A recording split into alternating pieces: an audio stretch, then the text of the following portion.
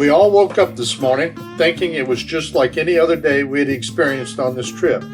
In a way, it was, just longer.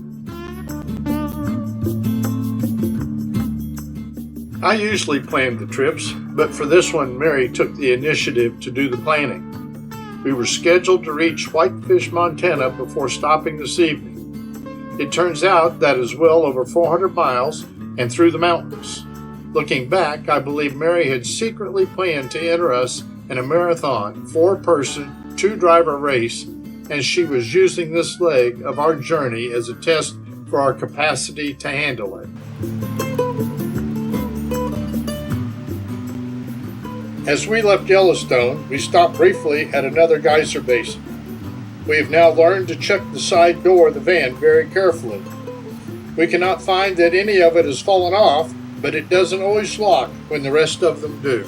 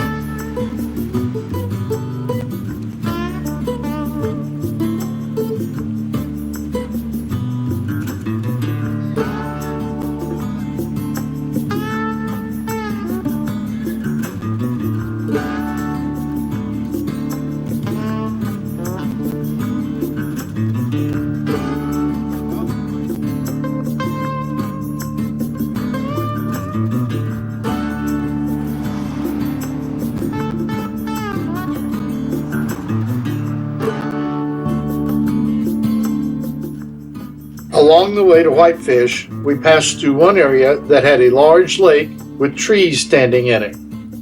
There also appeared to have been a landslide at one time. None of this was recent because they had built a rest area at the location. The problem was the rest area was closed.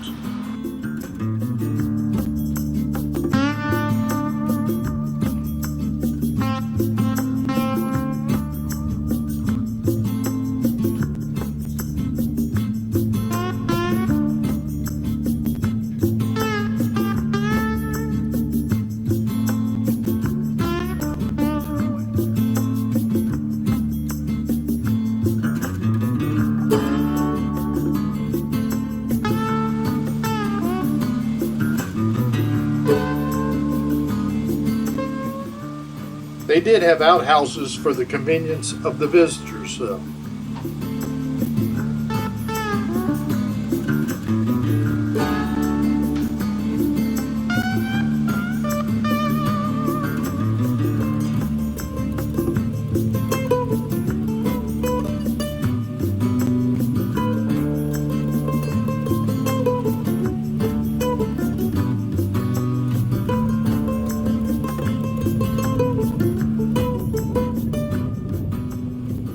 We stopped in the town of Enos, Montana. There was a restaurant on the corner named Betty's Cafe. We looked it up in the AAA guidebook, but it wasn't listed. Diners Club didn't mention the cafe either. It was one of the only few choices available, so we tried it anyway. Everything on the menu was at least a 2 Tums course. Most of the patrons wore cowboy hats. Most also had big mustaches, even the women. It wasn't bad, though. Everybody should go shopping in Enos at least once in their life. We stopped at one shop that had more Indian jewelry than I thought existed. Karen bought a ring. Mary passed again. Mary did want a $15 picture, which I expertly jewed the fellow down to $13.50 before we bought it. It became known as the $13.50 pain in the butt.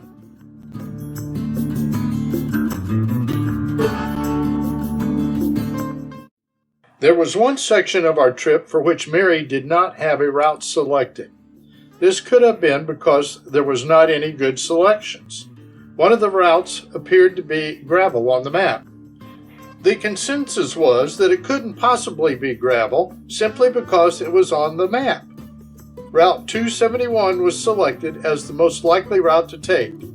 They do put gravel roads on AAA maps. It wasn't that bad though.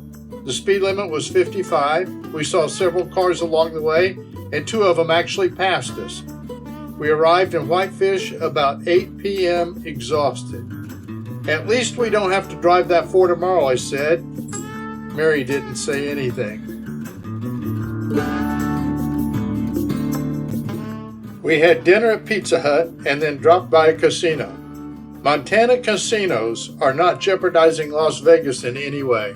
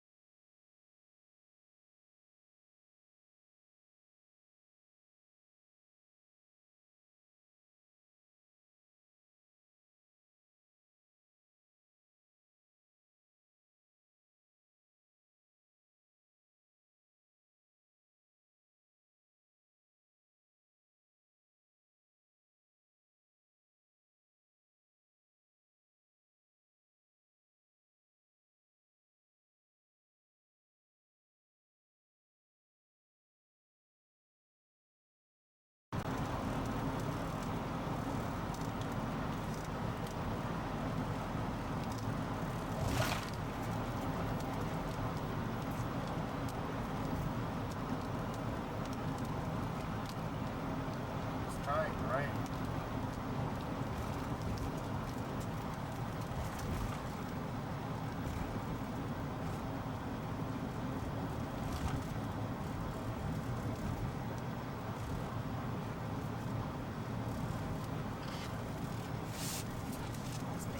Section to start climbing.